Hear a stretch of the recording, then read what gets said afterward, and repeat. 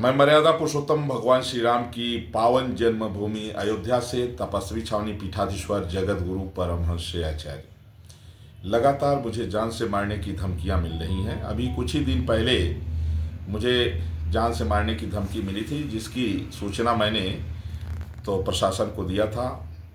हमने एफआईआर के लिए तहरीर भी दिया था। शायद एफआईआर पंजीकृत हुई है, कार्रवाई पता नहीं क्या हुई कि नहीं हुई।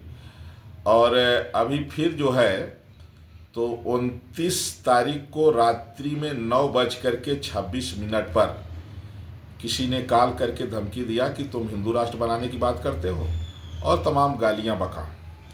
तो लगातार, क्योंकि राम मंदिर का जो 500 वर्षों तक एक लंबा आंदोलन चला, इसका जो निर्णायक आंदोलन रहा सबसे बड़ा, वो हमारे द्वारा संपन्न हुआ। और उस आंदोलन में मैं 12 दिन तक अन्न जल का त्याग करके अमन अनशन किया था। उस आंदोलन में माननीय मुख्यमंत्री योगी आदित्यनाथ जी ने उस अनशन को जो है तो पूर्ण कराया था। और इसके बाद हमने जो है तो भारत के समस्त तीर्थों से अंडा मांस मदिरा हटवाने के लिए महामहिम राष्ट्रपति श्री रामनाथ कोविंद जी को लिखा था, उस पर आर्डर भी हुआ था। और अयोध्या सहित तमाम तीर्थों की पंचकोसी सीमा से अंडा मांस मदिरा भी हटाया गया था। साथ ही भारत को संवैधानिक रूप से हिंदू राष्ट्र घोषित कराने के लिए सबसे पहला प्रथम आंदोलन हमने किया था। 27 दिनों तक बिना अन्न जल के बैठे रहे। और इसके बाद हमने जल समाधि की घोषणा किया था। फिर प्रशासन ने कहा कि आपकी बात को ऊपर भेजा गया है। और फिर जो है इसको लेकर के तमाम जो है, फिर हमने ही बागेश्वर बाबा को इस क्षेत्र में हमने वहाँ अर्जी लगाया। फिर उनसे कहा, तमाम साधु संतों से कहा कि नहीं, हिंदू राष्ट्र के लिए आप लोग आवाज़ उठाइए, नहीं तो आने वाले समय में जो भारतीय संस्कृति है ये लुप्त हो जाएगी। जिसको लेकर के जो अमानवीय तत्व हैं, अराजक तत्व हैं, आतंकी मानसिकता के लोग हैं, जो कट्टरपंथी हैं, उनके निशाने पर मैं लगातार बना हूँ, उनके टारगेट में हूँ। इसलिए हमने कई बार शासन प्रशासन से अवगत कराया है, केंद्र सरकार को भी हमने अवगत करा दिया है।